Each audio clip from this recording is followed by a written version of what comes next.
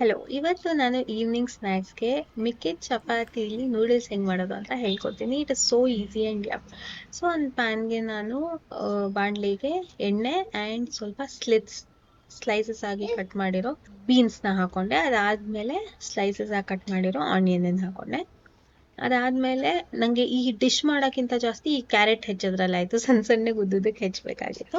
ನಾನಿಲ್ಲಿ 2 ನಾರ್ಮಲ್ ಸೈಜಿನ ಚಪಾತಿ ತೊಗೊಂಡು ಅದನ್ನು ರೋಲ್ ಮಾಡಿಬಿಟ್ಟು ಜೂಲಿಯನ್ಸ್ ಅಂದರೆ ಉದ್ದುದಕ್ಕೆ ಕಟ್ ಮಾಡಿದ್ದೀನಿ.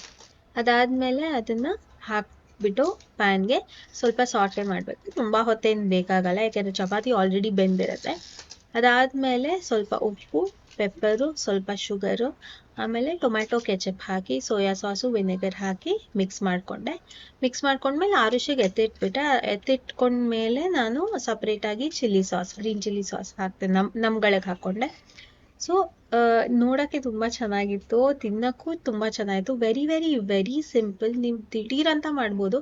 ಯಾರು ಬಂದಾಗ ನಿಮ್ಮ ಮನೇಲಿ ಚಪಾತಿ ಮಾತ್ರ ಇದ್ದರೆ ಇದನ್ನು ಮಾಡಿ, ತುಂಬ ಅಂದರೆ ತುಂಬ ಇಷ್ಟ ಆಗುತ್ತೆ ಅವ್ರಿಗೆ. And this was Arush reaction.